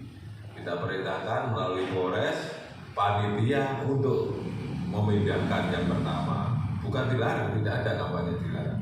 Yang kedua, disarankan untuk memasang tenda kalau masih ada space-nya, tempatnya. Karena apa? Itu nanti pasti sebelum pelaksanaan, ini saya contohkan kalau ada kampanye, pasti dari Satgas Gugus akan datang lebih awal memastikan apakah protokol kesehatan ini sudah dilaksanakan. Kalau dilonggone sempit, daftar undangannya 50, ya pasti melanggar nanti. Kalau tidak segera diingatkan, pasti nanti akan disemprit oleh pengawas, disemprit lesan 1 jam nggak berubah, disemprit lagi tertulis 1 jam tidak juga membenahi. Nah, nanti akan meminta kepada kita semua untuk dihentikan. Jadi kan lebih baik kan mengobati, mencegah dulu daripada sakit diobati. Kalau hatinya lebih dalam kalau pas dihentikan itu. Lebih baik di awal diberikan saran, oh tempatnya di sini Pak, ketentuannya harus begini yang Bapak sepakati kemarin. Karena politik ini berdasarkan kesepakatan kedua belah pihak, artinya para peserta sudah menyepakati semua Pak. Cuma kadang-kadang yang hadir menyepakati dulu, bukan orang yang sekarang mau mengajukan kegiatan. Biasanya mantennya kan manut ae Pak, kon teko gitu diundang ngalor-ngalor, tergantung sing undang. Nah, sing undang ini pada saat acara dengan penyelenggara pemilu maupun pengawas gak melok, kok butuhku ngundang wong teko, nanti akan terjadi sesuatu yang kurang baik. Saya kira itu Pak Royo, sekali lagi informasi cepat itu lebih penting. Monggo kalau ada. Berarti kita harus memahami tentang PKPU maupun Perbawaslu kan? Juga Secara umum begitu Pak. Juga kita tahu waspada ada pengawasan itu hampir sama dengan terpaksa. Apa kita nggak perlu membentuk suatu posko untuk kita pelayanan kepada masyarakat mungkin, atau kita membentuk posko untuk koordinir segala laporan-laporan yang kami peroleh. Idealnya maka nanti bisa dijelaskan Pak Camat. Jadi biasanya kalau untuk kegiatan seperti ini pasti lebih enak dibuat posko. Begitu ada permasalahan, informasi ketemu di situ, sambil ngopi, oh pemecahannya begini, oh informasi dari sana begitu. Pasti nanti akan dibuat posko. Posko itu untuk menyamakan persepsi Pak. Jadi masing-masing pihak keterwakilannya ada, mungkin dari kecamatan, muspika ada, dari pengawas ada, dari penyelenggara ada. Jadi kalau ada persoalan bisa sesegera mungkin diselesaikan. Mungkin itu bisa ditambahkan Pak Camat tentang poskonya tadi. Terima kasih. Gitu.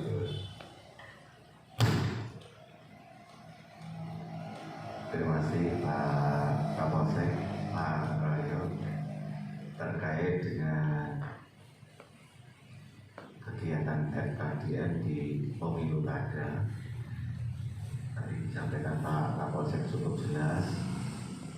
Memang dengan adanya kegiatan pemilu kada atau Pewali ini cukup banyak hal-hal yang perlu diwaspadai karena banyak kegiatan. Terkait dengan posko ini perlu atau enggak, mohon nanti ini dibahas, digodok di level pengurus dulu. Setelah itu nanti nyampe ke FKDN Kota. Misalkan Sukoharjo ada posko, 24 jam KDN, terus nanti di wilayah lain kan itu lagi juga enak. Satu itu. Yang kedua, posko itu ada posko permanen menurut saya, dan ada posko insidental. Insidental diperlukan sewaktu-waktu tindakan, misalkan rapat terbatas, koordinasi terbatas karena ada sesuatu masukan yang perlu dirunduk, sehingga ketua bisa mengumpulkan sewaktu-waktu menurut. Kalau masalah tempat itu kan bisa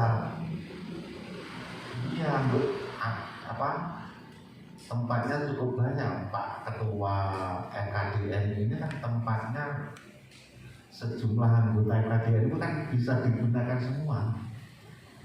Bukan berarti di kelurahan, kecamatan nggak boleh. Nah ini menurut saya malah luas, tapi tolong nanti ditambahkan oleh Pak Ketua FKDN Kota. Terus itu penggodokan informasi, karena ada 3: tahu dini, info dini, lapor dini. Namun tidak boleh melakukan tindakan. Kalau sampai ke tingkat pemahaman yang imbang dengan atau selevel dengan Panwas Cam atau Panwas itu, tak pikir kok kebohongan. Sana dituntut iya, karena sana dikasih hak-haknya. Iya, harus melaksanakan ini jam ini harus selesai. Ada seperti itu. Kalau saya nggak berani menyampaikan itu, karena apa? Saya nggak berani, kok nggak ada memberikan itu tadi dong, kalau saya sehingga saya nggak berani ngomong ikhlas untuk tuntutannya kalau ini dia tak macam ini lagi. Nah ini monggo saya mohon tambahan dari Pak Ketua FKDN Kota, saya persilakan. Terima kasih, satu pertanyaan yang luar biasa. Tepuk tangan untuk kita semua. Saya minta Pak Camat biar tambah sehat. Terima kasih Pak Royo. Jadi seperti yang disampaikan oleh Pak Kapolsek tadi, bahwa FKDM sesuai dengan tingkatannya akan menjadi intel atau intelijensi di masing tingkatannya. Kalau misalkan FKDM yang ada di kelurahan, nah itu bisa dikatakan menjadi intelnya Pak Lurah. Kalau FKDM di tingkat kecamatan, itu menjadi intelnya Pak Camat. Kalau FKDM di tingkat kota, nah itu sebagai intelnya pemerintah daerah Kota Blitar atau wali kota melalui Puspom PP. Jadi memang bahasa intel itu kalau kita artikan adalah seseorang yang cerdas. Jadi kalau tadi kita kondisi real yang seperti kita hadapi adalah kita menjelang pilkada, tidak ada salahnya. Itu memang seperti yang yang nomor 3 tadi, kependidikan atau keilmuan. Jadi sampai sejauh mana teman-teman FKBM itu menguasai segala permasalahan yang ada di masyarakat, segala permasalahan yang sedang bergulir, sejauh mana seperti yang disampaikan oleh Pak Kapolsek tadi, sejauh mana panjenengan ingin tahu. Kalau misalkan ada sesuatu pelanggaran, kalau panjenengan tidak mempunyai dasar pijakan, ya panjenengan tidak akan mengatakan itu pelanggaran. Tapi kalau panjenengan mau membaca, panjenengan mau mendengar, pernah melihat, oh ini ternyata pelanggaran, nah, tidak ada salahnya sesuai dengan tingkatannya. Panjenengan sebagai intelnya Pak Camat, kalau di tingkat kecamatan yang memberikan informasi kepada Pak Camat. Pak Camat nanti yang akan menyampaikan ke Panwascam. Jadi ranahnya tolong di-coupling dan dipilah-pilah, ya, ibaratnya seperti itu. Jadi sekali lagi teman-teman FKDN, tugas kita adalah sebagai deteksi dini, hanya sebatas memberi informasi intelijensi dalam keadaan yang cerdas. Jangan sampai kita memberikan sebuah informasi yang terkesan ada unsur kepederahan, kemudian menfitnah dan sebagainya, itu nanti akan merugikan diri kita sendiri. Jadi saya berharap teman-teman FKDN tetap bekerja dengan cara cerdas, Bagaimana informasi nyampe ke jajaran tingkatannya, ke Pak Lurah, ke Pak Camat, ke Wali Kota atau ke Kesbang, tapi kita selamat dalam memberikan informasi. Jangan sampai kita memberikan informasi malah kita dapat masalah. Nah itu yang tidak kita inginkan. Yang makanya sekali lagi bahasa intolnya Pak Camat itu bisa dikatakan seperti itu, sebagai mitra, panjangan penyambung lidahnya, katanya Bung Karno seperti itu, ya. Dari bahasa intol itu seperti itu. Jadi kerja cerdas dalam memberikan informasi. Nah informasi bisa panjenengan berikan kalau panjenengan memahami segala sesuatu yang sedang berkembang atau sedang bergulir. Saya berharap panjenengan juga mempelajari segala sesuatu, tidak ada salahnya. Terima kasih Pak. Terima kasih Pak Marwan. Nanti Pak Raya nih. Mungkin Saya Sotik dari RW 2 Tanjungsari. Pertama, ini mungkin pertanyaan saya tidak berkaitan dengan SAD ya, namun ini ada kaitannya dengan kependudukan pemerintahan di wilayah kita. Yang perlu kami tanyakan kepada Bapak Camat Sukorejo, ini mungkin dari tiap-tiap RW mungkin juga ada berkaitan dengan kependudukan. Ini penduduk yang asalnya dari kota namun terus menikah dengan warga di wilayah tetangga, wilayah lain. Setelah beberapa lama dia jelas berdomisili pindah di wilayah lain, namun kependudukannya tetap di dalam kota. Nah, untuk hal itu ini merepotkan dari pihak RT dan RW karena berkaitan dengan bantuan-bantuan dari pemerintah kota, contohnya BST, PKH dan lain sebagainya. Ini tetap mendapatkan hak karena dia masih menjadi penduduk kota. Namun padahal dia tempat tinggalnya sudah jelas di wilayah tetangga begitu. Nah, berkaitan dengan itu masyarakat atau warga yang seperti itu hak pilihnya tetap mengikuti hak pilih kota. Jadi padahal orangnya jelas tinggal di daerah tetangga atau wilayah yang tetangga dan lain sebagainya.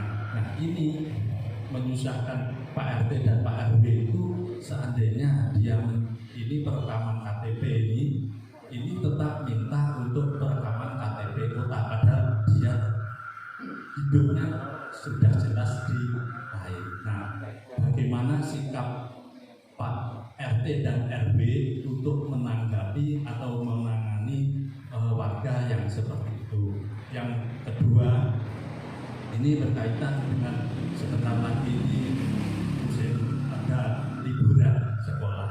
Ini banyak warga yang istilahnya libur sekolah atau saudaranya itu mau mudik ke wilayah kita. Itu mungkin banyak dari luar pulau, ada yang juga dari kota lain dan sebagainya. Ini berkaitan dengan pandemi ini, sikap pemerintahan di wilayah RW atau RT itu ditanya karena sekarang sudah tanya ini nanti saya liburan pulang padahal itu dari luar Jawa dan sebagainya. Apa yang harus kita sarankan kepada warga-warga yang mau mudik ke kota itu? Nah untuk itu kami kebetulan ini saya harapkan dari penjelasan Bapak Lurah apa sikap tegas kita untuk menangani warga yang tinggal di wilayah lain namun kependudukannya tetap di kota. Terima kasih. Wassalamualaikum warahmatullahi wabarakatuh.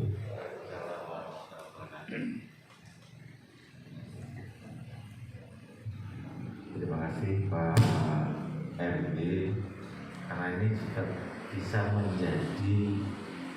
menjadi permasalahan.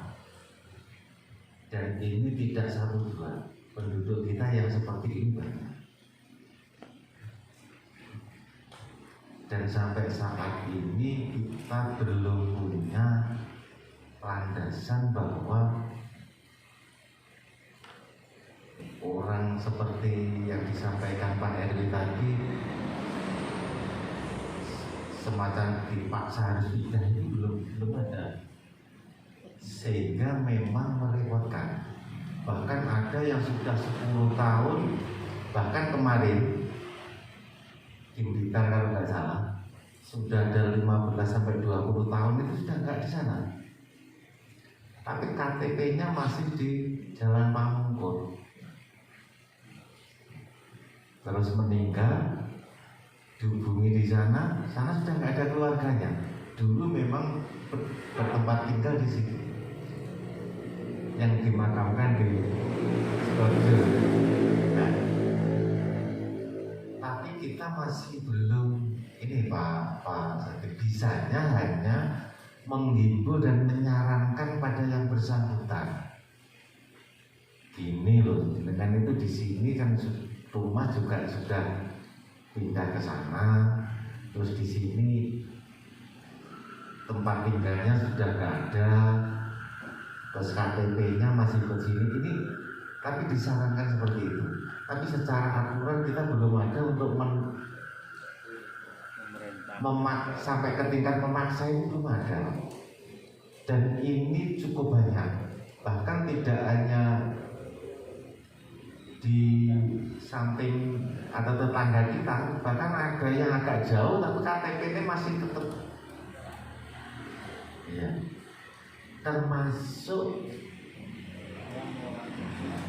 termasuk yang ke luar negeri Pak. Warga kita, salah satu atau beberapa warga kita yang ke luar negeri, walaupun di KK ini tidak ada, tapi status kependudukannya masih tetap di, sehingga kalau pulang ke sini paspornya diberikan ke Dispenduk, di KK dicetak muncul lagi Pak. Ini sehingga itu tadi kita hanya bisa menghimbau dan menyarankan dengan kondisi yang bersangkutan kondisinya seperti ini, dan disarankan untuk apa tidak sebaiknya pindah. Ada nggak Pak RW ini? Tapi kalau memaksa belum ada landasannya Pak. Ada perwali 1 kali 24 jam hari Sabtu. Ini kalau ada anggota keluarga yang seperti itu atau warga Bapak Ibu seperti itu, tidak apa-apa, tapi datang membawa surat bebas COVID Pak. Tidak rapid tapi swab, tapi rapid PCR pun juga dibetulkan, sehingga rapid atau swab atau surat keterangan bebas dari gejala-gejala COVID yang dikeluarkan oleh puskesmas maupun rumah sakit. Itu harus ditunjukkan saat yang bersangkutan datang, sehingga diinformasikan kalau ada yang mau datang, memang tidak dilarang tapi disarankan seperti itu tadi. Ada nggak ya Pak RW? Sama kejadiannya seperti yang disampaikan Pak Suroyo tadi Tanjung Sari. Di tetangga saya itu juga ada orang seperti itu. Tetangga saya depan rumah saya sekarang sudah pindah di Sumber ini, kabupaten. Tapi saya sarankan untuk pindah ke kabupaten, tidak mau. Alasannya klasik Pak, enak kota pakai bantuan itu. Jadi segala fasilitas enak di kota. Jadi mereka mau pindah itu alasannya seperti itu. Kemudian senyaman ada Pak Kapolsek Pak, ini masukan Pak. Tadi saya itu diberitahu oleh salah seorang yang punya tempat kos di Sukoharjo Pak. Beliau punya tempat kos-kosan. Kemudian ada yang kos di sana, bulanan Pak bayarnya. Tapi tempat kos itu disewakan untuk mesum. Ini di kos-kosan di Sukoharjo.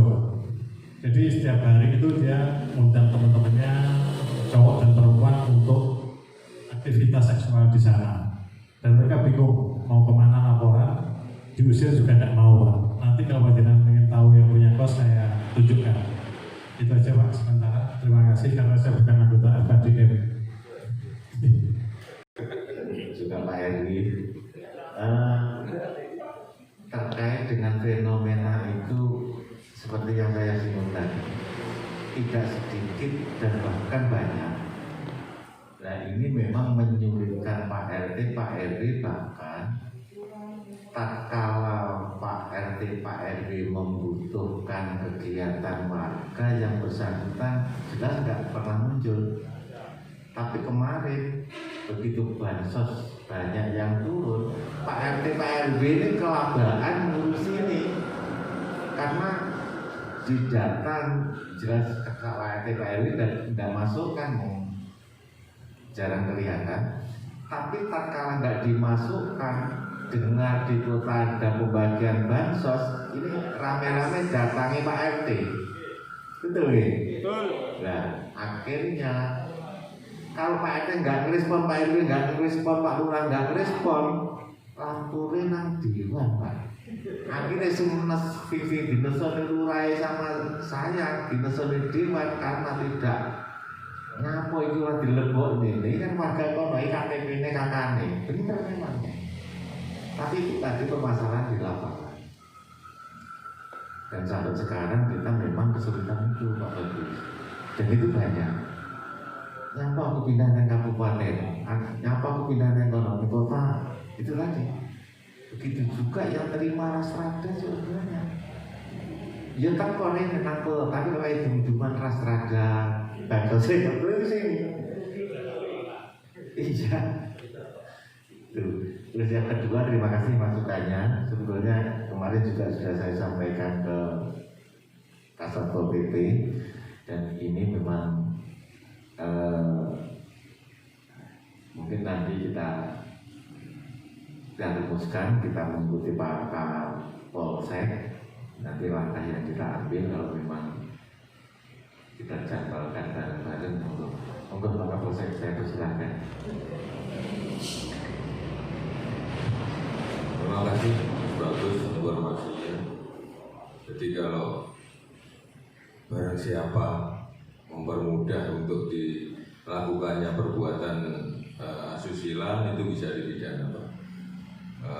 Dengan catatan unsurnya harus terpenuhi. Kalau ini kan pemilik room kos, kemudian ada yang kos. Kalau dia katakanlah tahu kosannya itu untuk begitu, mungkin dia bisa kena. Tapi kalau dia tidak tahu, otomatis hukum negara kita itu hanya bunyinya barang siapa. Barang siapa adalah orang yang melakukan perbuatan pidana. Namun demikian, kalau itu juga nanti juga akan menjadi ini, kalau yang bersangkutan yang melakukan itu mungkin anak-anak, nah itu jelas pidana. Tapi kalau sing repoti bodoh di atas 18 tahun, bodoh-bodoh nggak ada halangan bagi dia untuk melakukan itu, dalam arti belum berkeluarga, sama-sama bodoh bujange atau rondo karo dudo, nah itu yang agak menyulitkan. Maksudnya makanya rencana pemerintah dulu itu kapan itu mau revisi KUHP itu mau diatur kumpul-kumpul ini, tapi ternyata masih tarik ulur karena berbagai hal dan itu belum bisa dimasukkan RUU-nya belum bisa diinikan. Namun demikian itu adalah juga sama melanggar norma kesopanan di tengah-tengah masyarakat. Tentunya kalau kaitannya dengan tempat kos, nanti kita koordinasi dengan Pak Kasih Tramtek, kita nanti dengan Satpol PP. Intinya bahwa itu juga potensi konflik. Kalau masyarakat mengambil langkah sendiri, nah itu kurang baik. Nanti kita rencanakan informasinya Pak Kasih Tramtek itu lebih dimatangkan tempatnya mana, nanti kita laksanakan bareng-bareng untuk menegakkan ini, dalam artian supaya Blitar khususnya ini tidak terkesan wilayah yang dicap tadi kurang baik tadi. Informasi ini sangat berharga buat kita semua. Nah itu yang dimaksud dengan lapor cepat itu, informasi dini, lapor dini, sehingga kita bisa mengambil langkah supaya tidak ada kesan bahwa di situ dipergunakan untuk lain-lain. Langkah pencegahannya sebetulnya pemilik kosnya bisa kita ingatkan melalui, kalau tempat kosannya di Sukorejo, pemiliknya rumahnya mungkin di Blitar, ya mungkin yang di Blitar ini bisa memberitahu, mengingatkan. Coba sesekali tempat kos sampean itu dicek, dikontrol, karena kewajiban sampean juga. Yang penting uangnya bayar, sudah tak delok, nah ya tidak begitu. Kalau itu atas persetujuan dibuat seperti itu, pemilik kosnya tahu, dia bisa kena, memudahkan perbuatan asusila atau 282 dan 28 sampai 286 KUHP pasalnya bisa kena di situ. Dia memudahkan terjadinya perbuatan asusila asal unsurnya tadi itu dia tahu. Tapi kalau dia tidak tahu, orangnya di luar kota, yang kos melakukan aksi sendiri begitu, yang kena ya hanya yang kos saja. Tapi kalau seizin, katakanlah wis pamit pemilik kos, Pak, itu tak sewane, tak kosane, tapi aku ya nyambut gawe boleh konoan Pak, nah itu bisa kena. Ini untuk tambahan pengetahuan saja. Intinya apapun itu tidak boleh dilakukan, apalagi secara agama jelas itu keliru, secara norma di masyarakat itu juga sangat salah dan bahkan membuat keresahan. Kalau sudah ada yang di bawah umur, sudah kena dia nanti undang-undang perlindungan anak, apapun alasannya, mau dibayar tidak dibayar, itu sudah kena di proses hukum, dengan catatan anak itu belum 18 tahun atau belum waktunya untuk menikah. Nah itu bisa kena undang-undang perlindungan anak. Tapi pada prinsipnya terima kasih informasi ini, pasti saya akan dengan cepat koordinasi sama Transtip Sukorejo sama Pak Irhami, kemudian kalau perlu kita undang Satpol PP Pemkot Blitar, ya sekaligus menertibkan, karena tempat kos ini kan diatur juga sama pemerintah daerah, ada aturannya, tidak seenaknya. Saya kira begitu Pak Camat. Terima kasih. Misalnya yang dari wali kota ini membawa berbagai COVID, ini kan nanti menyebarnya ke orang tua yang dari dalam kota ke anak-anaknya. Kalau kebetulan sekarang kan SD belum masuk, kalau anaknya itu masih SD, kalau masuk nanti kan bisa menyebar. Kemudian warung ini, mohon maaf ya, warung ini warung daging anjing. Nah yang saya pertanyakan yang pertama, apakah ada aturan pelarangan menjual daging anjing ini atau tidak? Dan yang kedua, pandangan masalah pedagang yang dari luar kota tadi. Terima kasih, kami dari Kediri 1 Kelurahan Utara.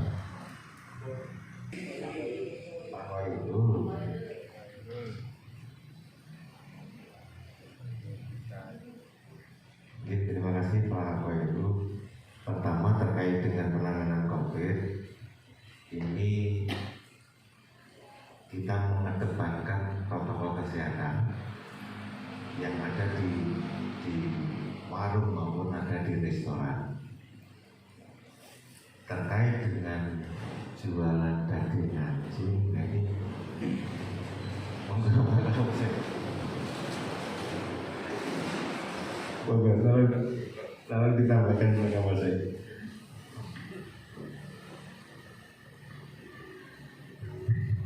Terima kasih Pak Koirul.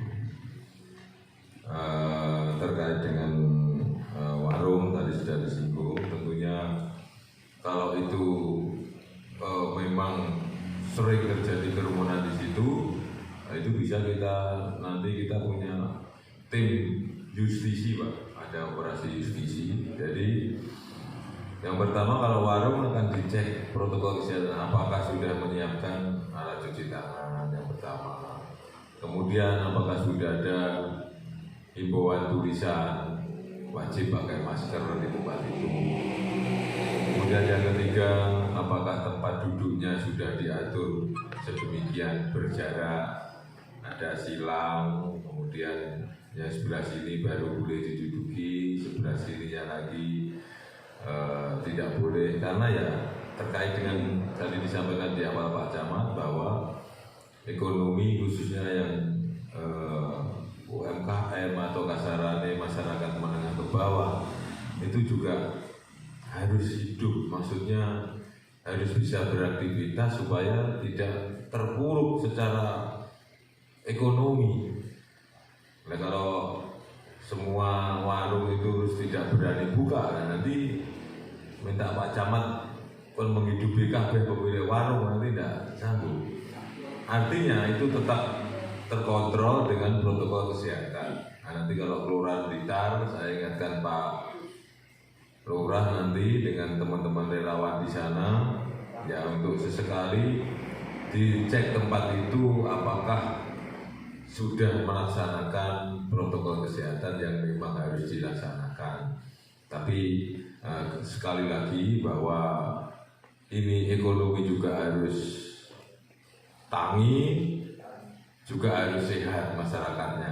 Memang ya diucapkan gampang tapi dilakoni angin. Apalagi masyarakat kita Nyun Sewu yang memang kena dampak yang sangat berat ini adalah pedagang bakul panganan matang. Nah, tentunya ini harus juga menggunakan hati nurani, tidak hanya letterlek secara aturan. Nah, nanti kita akan lihat, saya akan tanya dulu saya ke Pak Lurah nanti bersama Pak Camat bagaimana kondisinya. Kemudian tentang daging yang menjual ini apakah dilarang atau tidak, sampai saat ini aturan tentang bahan makanan itu adalah bahan makanan yang berbahaya. Dalam arti berbahaya itu mengakibatkan seseorang bisa terdampak karena kesehatannya. Contoh saja kalau seperti di wilayah kita mungkin makan daging anjing mungkin secara ini pantangan atau masih dianggap tabu. Tapi di wilayah lain di negara kita ini, di Manado umpamanya, itu di pasar umum sudah sedemikian dijual, bahkan ada tikus putih. Kalau rekan-rekan bapak ini pernah membaca di ini tentunya kembali kepada wilayah masing-masing. Tapi aturan secara baku yang menyatakan hewan A tidak boleh dijual dagingnya, hewan B tidak boleh dijual dagingnya, ini belum ada. Artinya aturan yang memastikan itu bahwa dilarang ini belum ada. Ya itu tadi kami contohkan di Manado, di Sulawesi Utara itu tikus di pasar-pasar didagangkan, tikus putih namanya kalau di sawah itu. Kalau di tempat kita orang Mataraman mau warna putih mau merah ya tetap orang tikus itu ya tidak boleh untuk dimakan. Tapi itu pengkajiannya yang dimaksud dilarang itu adalah membahayakan kesehatan manusia. Itu melalui penelitian oleh instansi terkait. Dalam hal ini mungkin Dinas Kesehatan, yang lebih spesifik adalah BPOM yang akan memeriksa apakah ini kandungannya membahayakan kesehatan seseorang. Seperti di Kabupaten Kediri, Desa Segaran Wates itu hampir satu kelurahan, satu desa itu semua ada satenya juga ada, yang kereksengannya ada, bahkan tulisannya bau gede, tulisannya bau besar-besar. Kalau di tempat lain juga ada namanya kuda, sate kuda plus alat kelaminnya apa namanya itu torpedo atau apa itu, tulisannya gede banget. Tapi kalau bagi masyarakat di tempat lain mungkin itu menjadi sesuatu hal yang tidak, menurut pribadi ini tidak boleh. Tapi secara legalitas formal aturan ini sampai saat ini mungkin pemerintah Kota Blitar saya yakin belum ada larangan terhadap orang yang menjual daging anjing, Pak. Mungkin sementara itu nanti ke depan coba kita juga akan tanya-tanya lah kejauhan. Tapi kalau itu berdampak terhadap kesehatan seseorang, Pak, jangankan kok anjing, minuman saja membuat orang minuman itu baik, orang habis minum langsung lepek, itu juga bisa masalah. Yang kita proses adalah dampak dari minuman ini mengakibatkan orang lain menjadi sakit, itu yang diproses. Mungkin bisa tambahkan Pak Anda kaitannya dengan hewan tadi. Boleh apa tidak? Aturannya belum ada, mudah-mudahan nanti ya ada. Inilah ya, itu tergantung kepada kita semua, Bapak Ibu sekalian. Memang kita di negara kita Indonesia ini adalah pluralisme, artinya menghargai perbedaan, tapi juga yang berbeda itu ya ojo kebangetan. Istilahnya Jawa kan begitulah, ngono ya ngono tapi ojo ngono nemen, ojo nyolok, masalahnya kan begitu. Bapak suka, saya tidak suka, biar caranya supaya tidak kelihatan. Mungkin bisa disarankan pasang selambu atau apa Pak, baru mungkin di sana saya nanti yang akan menyampaikan ke Pak Lurah bersama Pak Camat kepada Pak RT RW di sana. Intinya lingkungan itu bisa kondusif, bisa saling berdampingan dalam hidup di negara Kesatuan Republik Indonesia ini. Mungkin itu Pak Camat. Terima kasih Pak Kapolsek.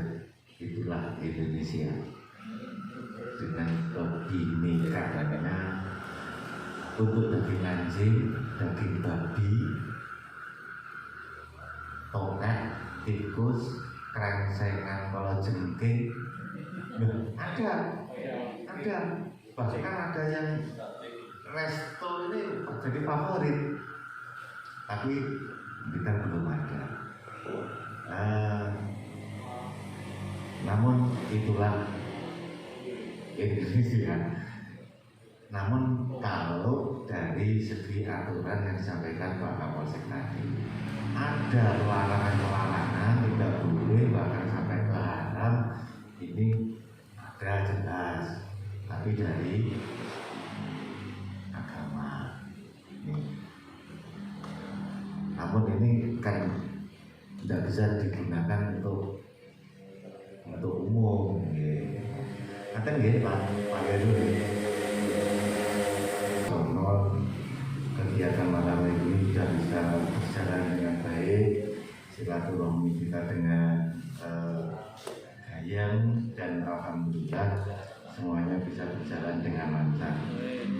Namun ada terakhir, saya tidak menyimpulkan, bisa Bapak Ibu simpulkan masing-masing. Namun ada satu hal, bahwa dengan ilmu hidup kita ini jadi mudah, dengan seni hidup kita ini jadi indah, dengan agama hidup kita jadi terarah. Terima kasih, selamat malam, mohon maaf atas segala kekurangan. Bila itu hidayah. Assalamualaikum warahmatullahi wabarakatuh.